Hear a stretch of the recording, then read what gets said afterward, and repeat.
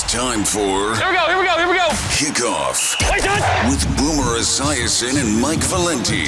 Presented nationally by Casamigos Tequila. Casamigos, brought to you by those who drink it. And Lowe's. Lowe's knows home improvement.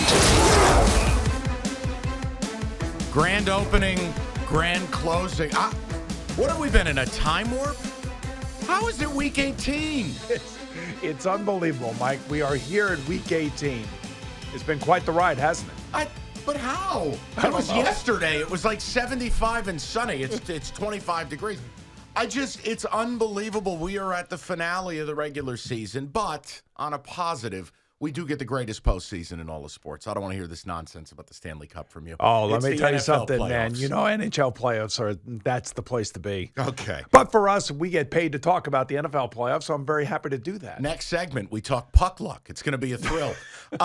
Let's get to the rundown, shall we? The NFL Rundown.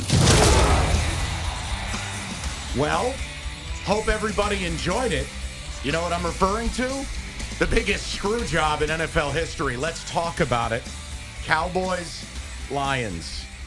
Now, unless you live in a cave, you know what went down. So give me your perspective because it's clear what mine is. All right, so I played for the great Sam Weiss, who unfortunately is no longer with us, and we would always do this on offense. We would do different things, and we would try to confuse the defense, and we would be skirting some of the rules, and, you know, it got to a point where Marv Levy complained to Commissioner Tagliabue about our way we were running our offense before our AFC Championship game in 1989.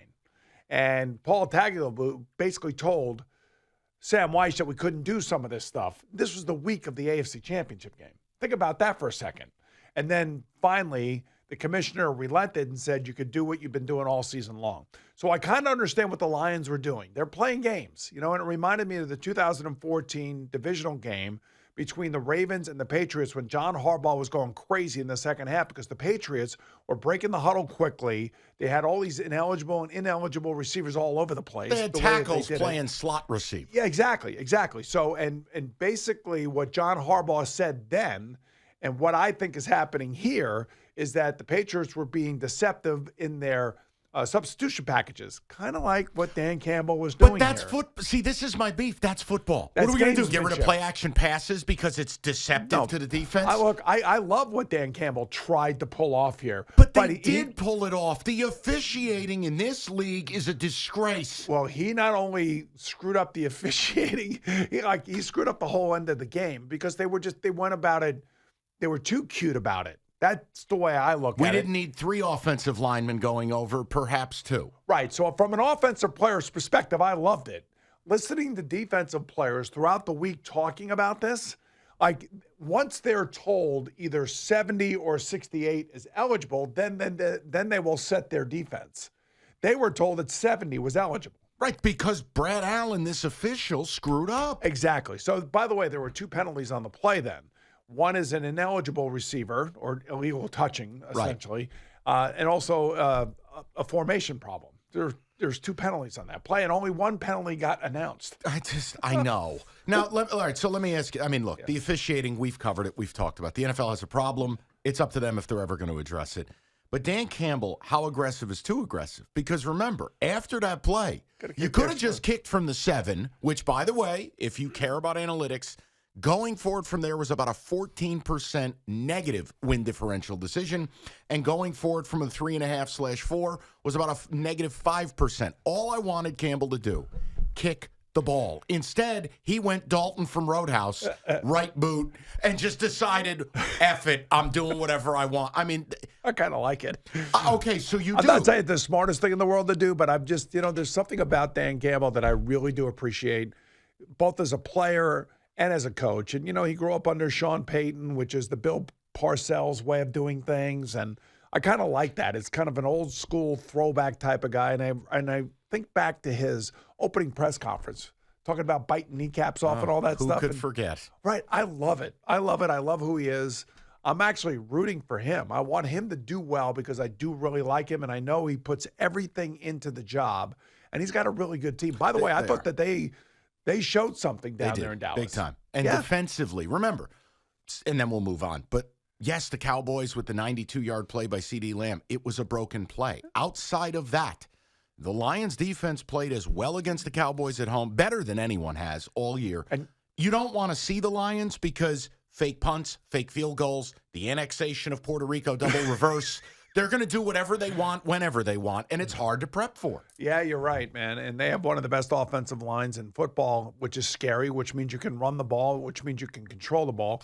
And the other thing I will say, we've been on him a little bit, but he's really turned it on here toward the end of the year. Aiden Hutchinson. Yeah, big time. Is showing up big for them. So I wish they would have another, maybe they'll get, is it Justin Houston coming back soon? Or James Houston is supposed to be back for the wild card round. Okay. For the wild card round. Okay, so that'd be good. Ali McNeil returns this weekend. C.J. Gardner-Johnson will return this weekend. So they're getting some reinforcements. All right, Ravens. Mother of God. I mean, call the cops. What? They killed a dolphin. What was that? They steamrolled the Dolphins. That was unbelievable. It was interesting. When you and I were talking about this particular game last week, we were talking about which one of these teams is going to have a letdown because of what happened the week before. The Ravens were out in San Francisco, and they blasted the 49ers, and the Dolphins blasted didn't blast them, but beat the Dallas Cowboys down in Miami. Turns out Miami was the one that was flat in this game. Well, they're and in free fall now. Now you can officially say they're in free fall. And I know we'll talk Bills, Dolphins, and a lot of the games are not going to get the same shine. But let me ask you this. You've been a San Francisco guy since the beginning of the year. Yeah. You've been right. Are you willing to put the Ravens ahead of San Francisco to win it all? You have to say right now they are the best team because they beat them straight up and they made Brock Purdy look confused on defense. I don't think that will be the case if they meet again in Super Bowl 58. I think Brock Purdy will have a much better game. And I told you that Brock Purdy was going to have a bounce-back game against Washington because that's the way that Kyle Shanahan was going to set it up. That's playing a collection of school children. Yeah, that's I know that, exactly but I told you he was going to have to rebuild his confidence a little bit after having his worst game as a pro. So, yeah, I do think that right now, sitting here, Baltimore is the best team in the league. But they may have the toughest go to get to the Super Bowl because of some of these quarterbacks they may end up having to face. Well, that's different. AFC, the quarterback play's been that's as high level in the history of football as we've seen. The NFC, it's what? Well, I would say Dak Prescott had a great year. And going into the playoffs, I also think that Dak Prescott will have the most pressure on him and then Lamar Jackson. Oh, yeah. Well, yeah, you play for the Cowboys and you're yet to go to a Super Bowl. Yeah, 100%. And then, of course, Lamar won the MVP in his few previous seasons ago and lost their first-round game against Tennessee. And to all the Lamar people, this is real simple. You can win 2 MVPs. You win 4. I don't care. If you don't do it in the playoffs, I'm not listening. So go do it. I have a stinking suspicion he's going to win the MVP. Of course, and that's fine, and he deserves it because unlike Brock Purdy, he's not the 5th best guy in his offense. We'll save that for later. Right. Okay. I know you love Brock. You got your little Purdy T-shirt on. Yes, I do. Yes, thank you. Let's talk Miami for a minute. Clearly, there's no team under more pressure Week 18, right? Right, and they have problems on defense. They got a lot of guys hurt. Jalen Waddle may not play in this game against the Buffalo Bills. The Bills are favored right now. So talk to me for a second. All right. With your gambling head on, and explain to me why the Bills are favored. I just choose. I talked to Scones about it before the show, and he was like, "Oh, Dolphins," and I'm like, Brian, the Buffalo Bills, not by 1.5, not by 2.5. They just, I got you $1, just laid the field goal out there. Take the Dolphins at home with the 3. Laces out, Dan. To me, it's all Bills. I think Bills are going to go down there and beat them. I think Miami's done. Bradley Chubb blew his knee out. You take a look at it from the gambling standpoint. I take a look at it as the football player standpoint. And the way I'm looking at this is that the Bills are surging and the Dolphins are falling apart due to injury, not because of lack of coaching or any of that other stuff. I mean, they lost their 2 best pass rushers. They lost one of their most important linebackers. They're missing a corner, Xavier Howard. Oh, look at the offensive line is in tatters. And they're in tatters now, too. So, and Buffalo seems to be surging. They seem to have gotten their defense straightened out, finally, figuring out how they were going to do that without Matt Milano. Yeah, I lean Bills. I really do. We'll get to that. But I just think that the Dolphins, it feels like they're in a free fall, just like it felt like Jacksonville has been in a free fall. Well, okay, put Jacksonville and Philadelphia. It's the Spider-Man meme. I mean, they're both looking at each other. I mean, look, the Eagles, that was stunning. Not only that they lost to the Cardinals, but how. 40 minutes of TOP, and you and I have sat here for 6 weeks going, Boomer, Guys, 82 snaps, 93 snaps, 78 snaps. This defense cannot get off the field. Kyler Murray and the Cardinals, 40 minutes of time of possession. Yeah, it's always easy to look at the quarterback and say he's struggling. And sure, maybe Jalen Hurts is not having the year that he had last year. But when you think about this team, the Eagles, and their defense, their statistics are half of what they were last year. It's unreal. In terms of sacks and turnovers and 3 and outs, all of those metrics that we look at, the defense has been failing. That's why, losing coordinators at the beginning of the year, like Shane Steichen and Gannon, who's now the head coach at Arizona, you lose those 2 guys, look what this team looks like. They're still a good team. Right. But I think they do lack direction. Now, I believe that they will be the 5th seed, and they're going to play Tampa. That's a free square. They got very lucky there. But that's what I think is going to happen. And be interesting to see how Nick Sirianni plays his team this week against the Giants. I can't imagine him. Maybe Jalen Hurts goes out there for a series, maybe, just to kind of get him into the game or whatever. But I can't imagine that they're going to play any important players that have any sort of injury going into this game. So then why would the Giants? More on that later. NFC South, you figure it out. I'm done. Here's Boomer on the NFC South. It's going to be Tampa Bay. I mean, how can it not be? I mean, you talk about they could lose revenge. to Carolina. Yeah, but sweet revenge. Think about this for a second. There's a couple of these scenarios that have happened or will or could happen in the playoffs. This is Baker Mayfield going back to Carolina to win a game to go to the playoffs. But what if Tepper hits him with a drink? He may. But Tepper, remember, they sent him out to L.A. or they cut him and he signed with L.A. last year. I forget. But remember, Baker was there last year. Yeah. You want to talk about sweet revenge if you're Baker Mayfield? Go into Carolina, put up 35 points, and walk away knowing that you're going to the playoffs, and they are going they're in deeper trouble now better than they bounce were back, when they left. because last week that was an embarrassment. Yeah. I mean, come on, you're down 30-0 at But home. you told me that the Saints own the Bucs last I week. didn't mean by 30. But you told me that. I know. I told you I wouldn't bet the Bucs. That's all. You said that the Saints own the Bucs. They always have. There's a weird What thing. is that? It's a thing. Go back to when Brady played there. It's a thing. I don't know. Certain teams own other teams. You tell me. Well, the Pats own the Jets. The Eagles own the Giants. The Cowboys own the Giants, right? I mean, can you just say it? The league owns the Giants. All right? We're everybody's homecoming opponent. Why don't you just say it? I'm not going to say that, but I'll let you say that. You're the Giant fan. Good. I don't want to insult I just anybody. did. I'm not here to insult anybody. I'm just here to give my perspective. Give me 2 minutes on David Tepper. I mean, is the league going to step in and tell this guy, chill? Yeah, this is now what, 5, 6 coaches since he's on the team in 18. Go back and look at this dude's professional life and some of the spite stores he's opened up. Now you're throwing drinks at fans, $300,000 fine. Boomer, I'm being serious. If someone has an option, they're not working for this cat. Now, if you have no other options, it is one of 32 jobs.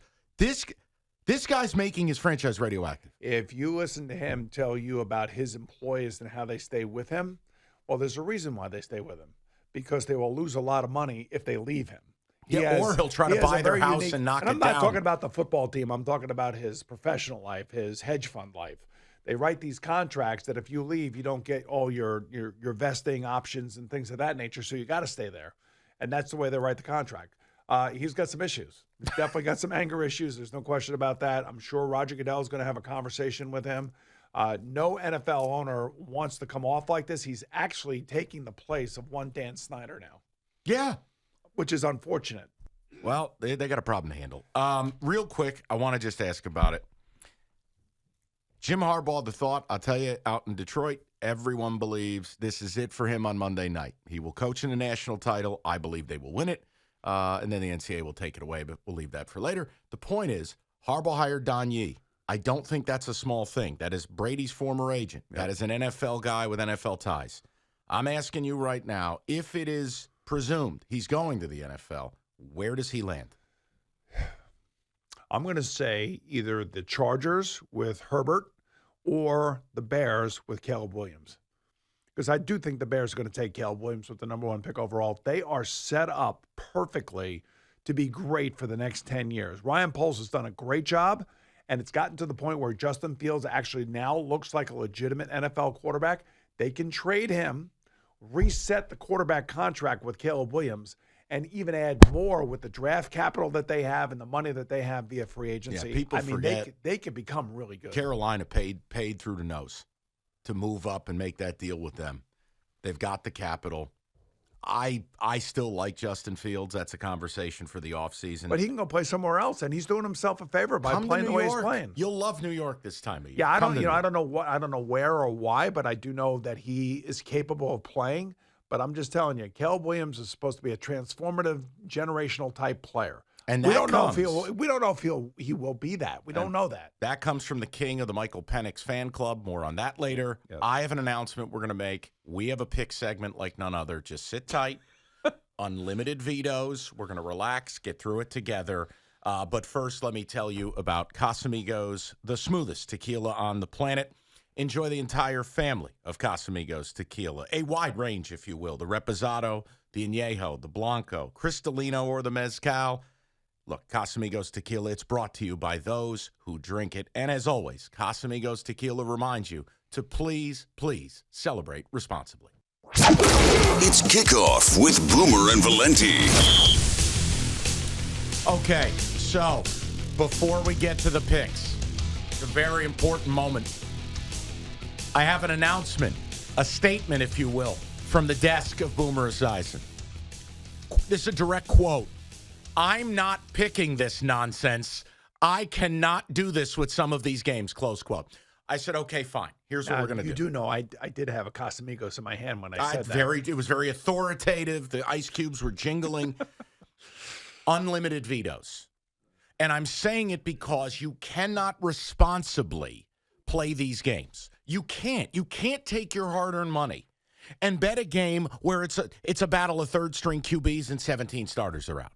If you choose to do that, that is on you. But I am a man of integrity. I am telling you I would not do that. Now, there are a couple we're going to deep dive into. But Boomer gets unlimited vetoes, as Scone said before the show. He's been squirreling them away. He's been putting the tater tots in his pocket like Napoleon Dynamite. And now he's going to use them all. So, with that, let's get to the picks. Picks of the week. All right, so let's begin. Let's see if we can get Booms in on this one. Steelers laying 4 in Baltimore. All right, now remember, no Lamar Jackson in this game. It's going to be Tyler Huntley. Steelers, with a win and a loss by either Buffalo or Jacksonville, will make it into the playoffs at a 10-7 record. So they have to win the game. I believe that they're going to win the game, but I think that Tyler Huntley, John Harbaugh, and the Baltimore Ravens are going to be the normal pain in the ass that they always are to the Pittsburgh Steelers. So I expect the Steelers to win, but I'm going to take the Ravens, and I will take the home dog. Yeah, I like it north of a field goal. I'm with you. And the Ravens it's a program. There's a pride to it. There's a standard. I just don't imagine them against a divisional foe who they hate wanting to gift them a playoff spot and lay down. I just don't. So, yes, Ravens. All right. I know you're picking this game. Yes. This is a battle of Coach of the Year candidates. Rookie coaches, it's tremendous. Texans, laying 1 with DeMeco Ryans. Colts, Shane Steichen, at home. Colts are getting 1.5 as we tape this show. Which is a lot of respect for C.J. Stroud and DeMeco Ryans and their defense. Big and the time. way that they played last week when C.J. Stroud was back under center. You know, interesting for these two teams, whoever wins a minimum of a wild card. If they also win, they could possibly win the AFC South. So I look at this game as like this is a true playoff game. I'm going to take the road team, the favorite, the Texans. I love the way that DeMeco Ryans is coaching his team. I love the way the defense is playing. And now that C.J. Stroud is back, I think it's going to be a tight game, but I do think the Texans win late on a field goal. I don't want to play this game. Okay. I know it counts. I know it's great to watch. I still can't get out of my mind rookie quarterback on the road as a favorite in a winner-take-all game. That's very difficult for me to embrace on principle. So I'm not playing it, but I'm going to root for the Texans. I don't have anything against the Colts, but I love DeMeco. I love the story. I love Stroud. Here, this is the Boomer Bowl. You figure this out. Saints laying 3 as they host Atlanta. So I want to remind you, this is Derek Carr as a favorite. This is Dennis Allen as a favorite off the best game of their season. So just be careful. So here are the Saints. The Saints can make it into the playoffs one of two ways. They can win, and Tampa Bay loses. That would give them the NFC South title and the 4th seed. They could also win. Tampa Bay can win. Green Bay can lose. Seattle could lose, and that would give them the wild card, the number 7 seed, believe it or not. I'm taking the Saints. That's a lot of stuff. God, it's disgusting. That's information. I just gave you information. No, it's fabulous. But Okay. here's some information for you. Yes. And it's nuanced. Dennis Allen and Derek Carr are toxic as favorites. They don't cover, ever. And now I got to lay a full field goal. Yeah, I think, maybe they got their game right last week against Tampa. You know that game you were telling me about? I just tried to help. Yes. All right, Saints, moving on. Don't make me feel bad because you're taking the Saints. I'm not. If you made me pick it, it would be the Saints. I don't want any part of it. I thought so you are vetoing it? I am, but Okay. I want to be a team guy, and people want picks. They want to know who us two. Wait, is this a goofballs veto want. or is this not a veto? It's a I told veto. you got Brian Rascona completely screwed Veto. up right now. Everybody just calm down. He said, all right, I'm taking the Saints. He didn't say I'm vetoing it. I'm vetoing it, but if I had to select it, it would be New Orleans. Okay, got it. Jags laying 5 to the Titans. All right, Trevor Lawrence is back in the mix. DJ Chark is going to be back in the mix. Very important for the Jags. Planet Earth is on the Titans. I know that. I do like the Titans to keep it close. They will. They'll keep it close. They'll keep it tight. They'll make it difficult for the Jaguars. I'll take the Titans in the points. All right, I will take the Titans. This is a spot, Vrabel, home dog. I don't trust the Jags as far as you can throw them. Hope they enjoyed their free square last week against Carolina. Okay, ready? Yes. Lions laying 3.5, hosting the Vikings. Lions are locked in as the 3. Yeah, so who is he going to play? Are you ready? Yeah. Everyone. He's going to play everyone. If you listen to Dan Campbell this week, he Okay. was one step short of ripping his shirt off and sporting a bullet chain and like baby oil. He was going to go up there like Rambo. He is furious. This team is furious. The way that they play, they will run through a wall for this guy. Yep. 2 words for you, big guy. Nick Mullins. No. Give me the Lions. Lions. Right. I don't think they're laying down. But I don't think it's like- he will allow it. I'm just saying, as long as he's playing his guys and you're the Detroit guy on I the have show. no and intel I know, but you're that telling they're sitting me, anyone. You're telling me he's going to rip his shirt off and they're going to play for him and they're going to run through a wall for him. Then I got to take them. It's Boomer. Every indication is there will be no rest in Whoville. We are playing and we are going to kill this team. And you want to know something? What that's all about? That's about establishing a culture. It's about never giving anybody any room, take any day off or any of that stuff. What have they done? They've won the NFC North. So what?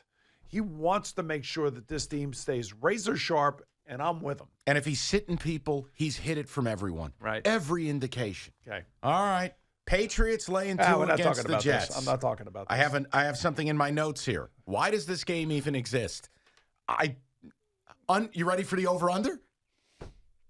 It's 32. Lower. 30. 29.5. Wow. Well, I mean, it could be Bill Belichick's last game. It's most likely going to be his last game. What are they going to do? Carry him off the field on their shoulders? They should. The fans should. Yeah, good luck. They may not be happy over the last 3 years, 4 years, but, let me just tell you something. What if he does leave? And I told you about this. You broke this story in September. You said, "Hi, Mike. I'm happy you're back for year 2." By the way, Belichick's leaving New England. Okay. That's my story, and I'm sticking to it. I just say I hate for him to have to go out this way, but, somebody's going to hire him, and he's going to, man. All right, relax. Let's go. But I'm not picking a game. No, hell no. And if you bet that game, you should call the number. You're out of your mind. Tampa laying 4.5 in Carolina. Revenge spot, I'm taking Tampa Bay. Agree. I'll go with it. Okay. Carolina hurt my pretty feelings simple. last Yep. week. Yeah, Tampa, if you're remotely for real, play and win the game by 7, please. Bengals laying 7. This is not a typo. Laying 7 against the Browns. Because it's Jeff Driscoll and Kevin Stefanski is going to rest everybody. He's going to treat this like it's a bye week for the Browns. I don't even want to bet the game. I don't want to go anywhere near it. I think you got to take the Bengals. All right, well, take them then. I am. All I right. just did. But I'm only going to do it up to 7. Don't be laying 7.5 out there. I'll take the Bengals. I think it is a spring training split squad game. I think the Browns are going to take the approach, like you said, they're sitting everyone. Right. Seahawks.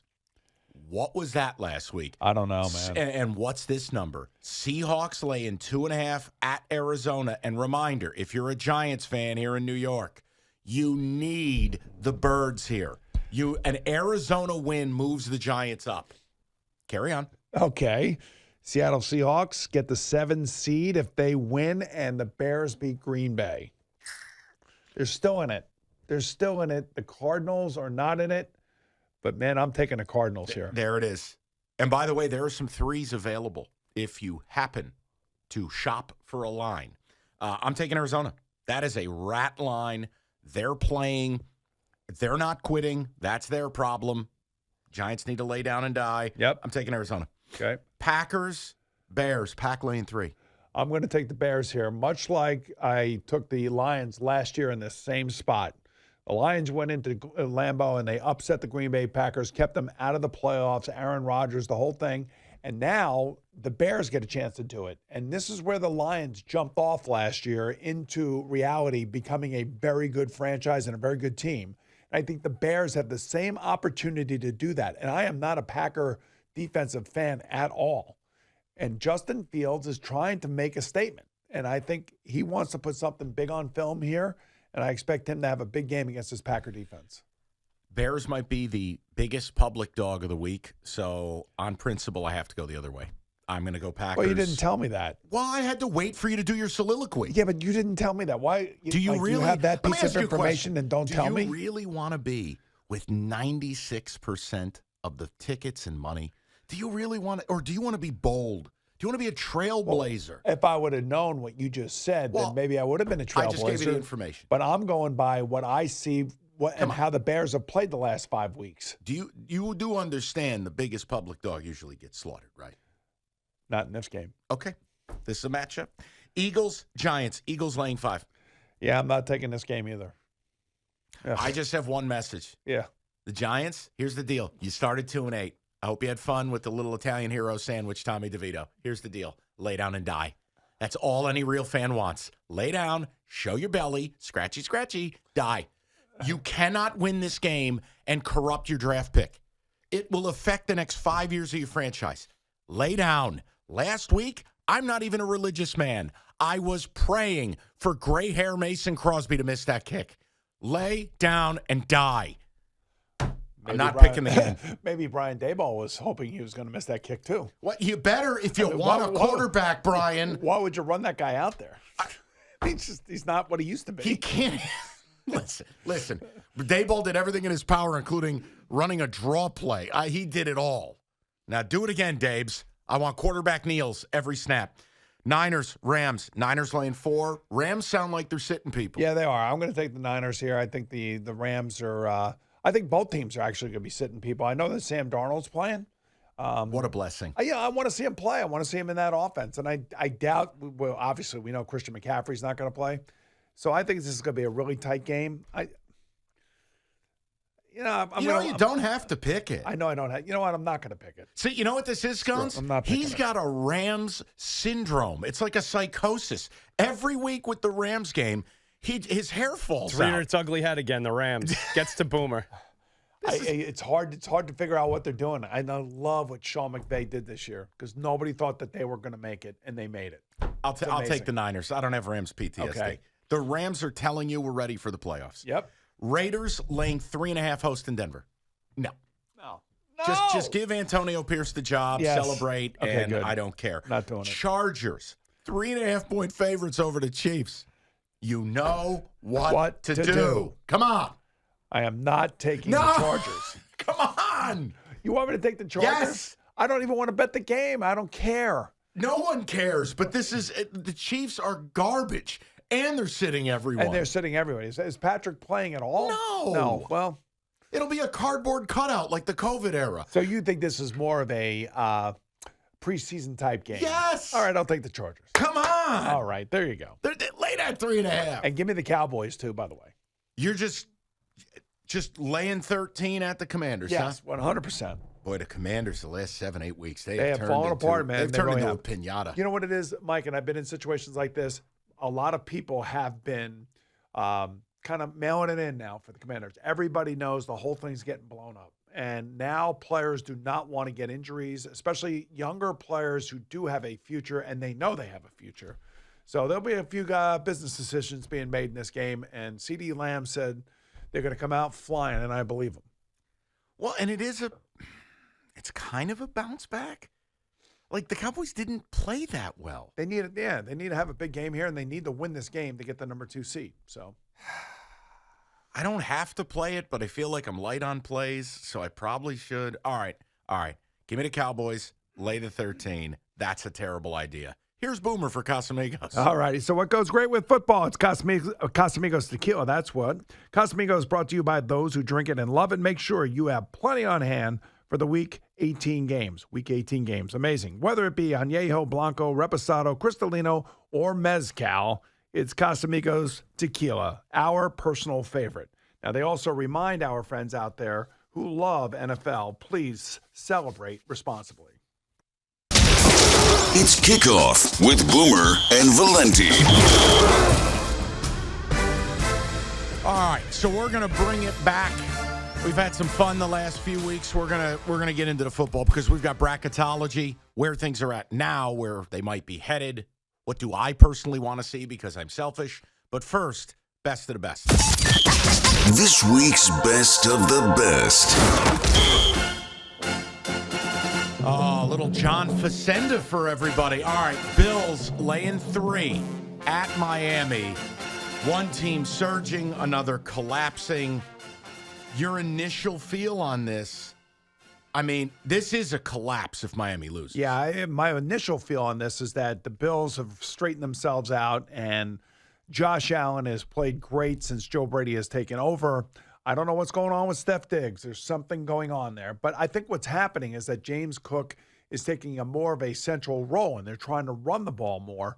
And with all the injuries that the Dolphins are dealing with, and finally the Bills have gotten past all those injuries, I mean, how do I go against Josh Allen, who's 9-2 against the Dolphins? I can't. I just, as a football player and knowing how great of a player he is, I want him in the playoffs. But you know what else it is? I can't believe I'm saying this with the Bills, but when they made the change from Dorsey to then go to Joe Brady, there's a physicality to what they're doing. And if you're going to play that brand of ball against a beat-up team and I'm not trying to upset Miami fans, including the lovely human being, Mr. Eddie Scazzeri, they are a finesse team. And I question, is Miami healthy enough for this? Are they going to be able to stand in? And I don't think Jalen Waddle's playing. Yeah, you know where this... I don't know what to do. You know where this, and Eddie knows this because I work with Eddie all week long here in New York, but this team started to take a dive at the end of the game against the Titans. The last 4 minutes, they kind of took their foot off the gas and let Will Levis beat them, which was amazing. It was an amazing loss, and all of a sudden, things started to turn. Now, I know they beat Dallas. That was not a great game. Dallas beat themselves. Right. So they have not been right. And look, when you lose Bradley Chubb, Jalen Phillips, Xavier Howard, Jalen Waddle, I mean, that's like an all-pro team right there. Bradley Chubb. Yeah, I said him. Oh, my bad. Sorry. Yeah. I got lost in all the injuries. But no, Okay. I think the line from a betting standpoint or picking, I think it definitely leads you to the Bills. I can't help it. I don't. Even the win Miami has in the last month, it was more Dallas careening off the guardrails with fumbles at the one and Tony Pollard somehow. I got to take the Bills. The other thing, too, to think about here for a second is when you're thinking about the Bills in their season, they lost to the Jets in week 1. They go 2-3-4. They are off the charts, and, Josh Allen looks like he's going to be the MVP of the league. Mm-hmm. Then they get sent to London. Then they got to come back and play the week after they get sent to London. They didn't get the break in between. I mean, they have been up and down on this roller coaster, and now they are surging at the right time. So I think they win. I think they get the 2 seed, and I wouldn't be surprised if we see Josh Allen in the AFC Championship game. God help us. All right, I'll take the Bills. All right, with that, let's get to the final word. Kickoff with Boomer and Valenti, presented nationally by Casamigos Tequila. Casamigos, brought to you by those who drink it. And Lowe's. Lowe's knows home improvement. The final word. All right, so bracketology. What we're going to try to do, give you an idea where things are at now, how it can change. Scones, I miss anything, feel free to fill in the blanks. But let's start with the AFC. Here's what we know. Baltimore's your 1 seed. Home field advantage, first round bye. Dolphins have at least, they're in, right? But the Chiefs have clinched the division. Shocker. It's like their 800th AFC West in a row. And the Chiefs are stuck in the 3 spot. They can't move. Correct. Now, the rest of this is all over the place. Well, we know no, the Browns yes. are in. We just don't know where and the Well, rest. we know they're 5. We know they are number 5. Right. So who do they end up playing? We don't know yet. They'll play the winner of the AFC South. Oh, baby. You show me. Now, listen, selfish. Okay? You show me the Cleveland Browns going to Jacksonville. Just inject it into my veins. Okay. I'll take the Browns at any number. They'll win that game. And here's the other interesting thing. If the Bills win and they're number 2, the Dolphins would fall then to number 6. Okay? Mm-hmm. So that's an That interesting means thing. the Dolphins would be headed to Arrowhead. That's right. And I gotta tell you, and Tyreek Hill would go to Arrowhead. Yeah, but you know what? I got to tell you. Yeah. Now, see, that's a game. I think so little of the Chiefs. You might convince me to take. I would take the Dolphins in that game. Well, we got to see what that looks like and what the Dolphins look like, especially if they lose to Buffalo. They'll be coming off of back-to-back losses. Well, as long as the Chiefs have a cardboard cutout at tight end, it doesn't really matter to me. Okay, I get it. I'm just telling you, Eddie, I think if it goes sideways, I wouldn't mind the Dolphins taking on the Chiefs. Because think about it. If you can get to 20, can the Chiefs? Their offense is morbid. Right. So the way that I'm looking at this, just so you know, I think the Bills are going to be the number 2 seed, and they're going to play the number 7 seed, the Texans, who I have beating the Colts. Bills, Texans in the first Texans in the first round. Then you would have I believe that you would have the Chiefs and the Miami Dolphins, because the Dolphins would be number 6. Right. And then it would be the Jaguars and the Browns. And I'm telling you, every single one of these road teams, maybe Can win. they all can win. By the way, Scones, just set the over-under on Texans-Bills at about 68.5. I mean, I just show me a decent but cold day in Buffalo for those 2 QBs to operate. Oh, man. Yeah, it would be great. It would be That's great. good stuff right there. But do you agree with me? The Browns are going to win their first-round game. I do, because they're probably going to go up against Jacksonville and Trevor Lawrence, and that defense is going to be all over him. What a story. And what the great story is the Joe Flacco influence that he has had on this team, and how he's calmed down the offense, and now all of a sudden they have a down-the-field passing game. They're running the ball exceptionally well, and they're doing this with their 3rd and 4th offensive tackles. Right. Again, with almost 40%, I know Deshaun Watson makes up a big number, but again, almost 40% of their salary cap is on IR. They hit the lottery with Joe Flacco and the way that he's playing. None of us thought that he would play. We all thought he'd be okay. No, he's throwing for 300 yards a But game. nobody thought that he was going to go out there and throw for 300 yards 4 straight games. Let's go to the NFC. Okay. So, the Niners, obviously. They're the monolith, 1 seed, at home, donezo. Then it gets very complicated. Now, we know the Lions are the 3. The Lions are the NFC North champions. Yes. Eagles are in the playoffs. Rams are in the playoffs. Cowboys are in the playoffs. Bucks, we talked about it, playing for their life. Packers, playing for their life. So how do you want to start here? First of all, do the Cowboys lock the 2 seed up? Yes, they do. They beat Washington this week. We talked about covering the spread. I think they'll do that. They'll have a huge game against the Commanders. They'll be the number 2 seed. The Lions obviously are locked into the 3 seeds. I do believe the Buccaneers and Baker Mayfield will go down to Carolina and beat them and exact the revenge that he should. So they'll be the 4 seed. I do believe that the Eagles then will go to the Buccaneers, because the Eagles will be the 5 seed. All right, so here's the question. And now we're talking about the Rams. Yeah. Okay. What I was just going to ask you is, if the Rams are sitting people and they lose, Packers win, that means it's Lions-Packers round 1 for the 3rd time. Now, this might be faulty bias on my part. I get very nervous when you got to play a team a 3rd time. Very nervous. And remember what the Packers did to the Lions on Thanksgiving Day. Yikes. What I want to see is the Lions versus the Rams. You want Stafford back in town. I want Stafford back in Detroit. I want Goff going against the Sean McVay and the Rams. That's the drama that I want. What I'd also love to see is I'd love to see the Packers. I don't think they're going to make it, but I'd like to see them against Mike McCarthy and the Dallas Cowboys. See, you know what's funny? This has got like a March Madness feel to it. You know how the committee does things for television? Yes. But that, and I know it's the teams determining this stuff, but if you had Tyreek going back to KC, if you had McCarthy's past versus McCarthy's present, you had the Lions with Stafford. These are true storylines. Like, it's real stuff. And that's why Super Wild Card Weekend, which it is called now, is like great. I mean, you have so many potential, unbelievable storylines. So that's how I think it's going to go. But so which lower seed wins a game? You know what? I think the Rams can win. I think the Eagles can win. God, don't do it to Lions fans. Please don't do that. I just think the Rams and Eagles can win. I do. See, the Eagles is one. I said it earlier, and maybe I was wrong to do it, but like, think about this. How the hell would I be confident in the Eagles leaving home? They never can get off the field, and you got to win a road playoff game when you cannot possess the football. Against the very average Buccaneer team. Right, well, what are the Cardinals?